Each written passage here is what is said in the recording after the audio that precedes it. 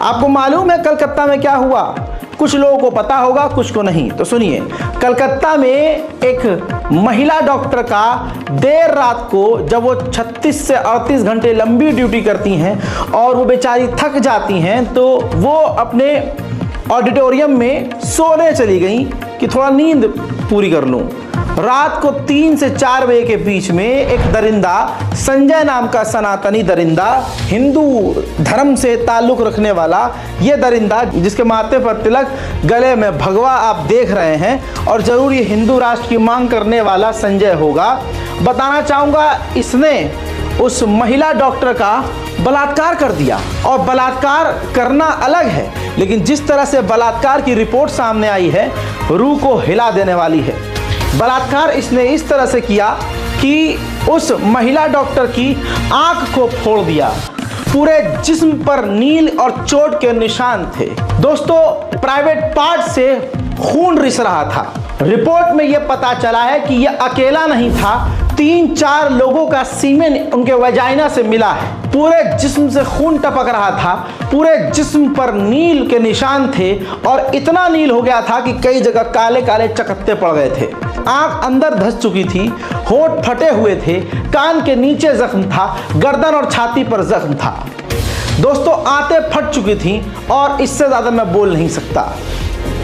दरिंदे ने बलात्कार किया और फरार हो गया। ये खबर पूरी तरह से गोदी मीडिया से गायब रही, क्योंकि ये संजय नाम का बलात्कारी था। तमाम हिंदू संगठन खामोश रहे, क्योंकि उन्हीं के धर्म का ये बलात्कारी था, और हमेशा अपने धर्म के बलात्कारी को ये समाज बचाता आया है और प्रदर्शन करता आया है।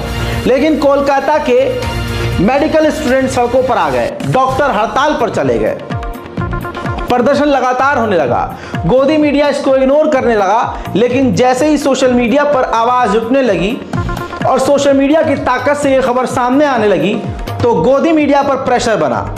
इतने में संजय बलात्कारी गिरफ्तार हो गया और उसने जुर्म भी कबूल कर लिया। मजबूरन फिर गोदी मीडिया को कुछ कुछ खबरें दिखानी पड़ी। रिपोर्ट आपके सामने। पूछताछ के दौरान उसने अपना गुनाह कबूल कर लिया। आरोपी ने पुलिस से कहा कि हाँ, मैंने अपराध किया है, मुझे फांसी दे दो। पुलिस की जांच में पता चला कि आरोपी संजय रॉय में लंबे समय से मारपीट करने की प्रवृत्ति थी। पूछताछ में उसने अपनी मां, बहन और पत्नी पर भी हमले की बात कबूल की है। सोशल मीडिया पर बढ़ती अटकलों और अफवाहों के बीच पुलिस ने मामले से संबंधित 15 लोगों की पहचान की है। पुलिस सभी से इस मामले में पूछताछ करेगी। अब तक इकट्ठा किए गए डीएनए सैंपल फॉरेंसिक लैब भेजे जा चुके हैं। आरोपी से पूछताछ, परिस्थिति जन्य साक्ष्य और सीसीटीवी फुटेज के आधार पर वारदात की टाइमलाइन सामने आई है। हजरात, इसके अलावा कलकत्ता की सड़कों पर डॉक्टर्स और स्टूडेंट उतर आए। उन्होंने अनोखा प्रदर्शन किया और उन्होंने बड़े खुलासे भी किए। सुनिए। डिमांड हमारे क्लियर हैं कि ये जो रेप और मर्डर हुआ है, ये एक इंसान नहीं कर सकता है, और जो सीमेन एनालिसिस हुआ है हमारे विक्टिम के वेजाइना में, उसमें 2 से 3 लोगों के सीमेन आए हैं। तो हमें चाहिए कि पुलिस और अथॉरिटीज़ पहले तो ट्रैक करें जिन्होंने भी ये दुष्कर्म किया है, उसके बाद एवरीवन शुड बी हैंग्ड, क्योंकि इस तरह का डेथ कोई डिजर्व नहीं करता है। डॉक्टर और नॉन डॉक्टर से मतलब नहीं है। This is very sad actually. और तीसरी बात कि अभी जो भी अथॉरिटीज़ हैं वहाँ पे सबको इमीडिएटली रिज़ाइन करना चाहिए, बिकॉज उनके अंडर में ये चीज़ हुआ जो नहीं होना चाहिए, और ऊपर से वो उसे कवर भी करने की कोशिश कर रहे हैं। वो विक्टिम को ये बोल रहे हैं कि विक्टिम एक साइकेट्रिक पेशेंट थी। अगर वो थी तो वो ड्यूटी कैसे कर रही थी, और अगर वो ड्यूटी करने के लिए फिट थी तो फिर उनको ये चीज़ अभी एजेंडा सामने नहीं लाना चाहिए। अगर उनको कोई पर्सनल या मेंटल हेल्थ का प्रॉब्लम था, जो हम में से किसी को भी हो सकता है। चौथी बात ये है कि इसके प्रीवियसली भी कुछ इंसिडेंट हुए हैं जिनको इग्नोर किया गया है, जैसे हजरात, इसके अलावा पूरे देश भर में आवाज़ गूंजने लगी और महिला डॉक्टर को न्याय दिलाने की आवाज़ उठने लगी।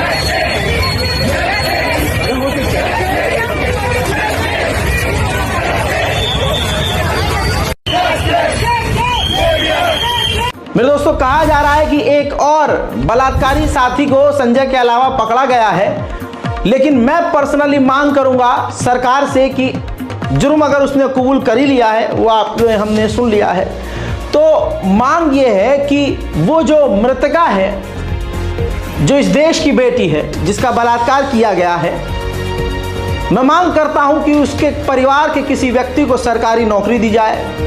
मैं मोदी सरकार से मांग करता हूं कि कम से कम 50 लाख रुपया उसके परिवार को दिया जाए। जाहिर सी बात है 50 लाख उस बेटी के आगे कुछ नहीं है, लेकिन सरकार थोड़ा बहुत जो कुछ कर सकती है वो पूरी तरह से उसको करना चाहिए। साथ ही हम ये मांग करते हैं कि बलात्कारी को सख्त से सख्त सजा दी जाए, क्योंकि उसने तो एक्सेप्ट कर लिया है। अब देरी किस बात की, सीधा उसे फांसी दी जाए। देश और हम यही मांग करते हैं। अगर आप मेरी बात से सहमत हैं तो कमेंट जरूर कीजिएगा। इल्जाम मुसलमानों पर लगा देते हैं ये लोग, और साथ ही हमारे पैगंबर को भी उल्टा सीधा बोलते हैं कि 6 साल की आयशा थी और ये था और वो था। हकीकत यह है कि परमात्मा इनको दिखा रहा है, इनके गरिबान में झकवा रहा है कि देखो तुम कितने गंदे हो।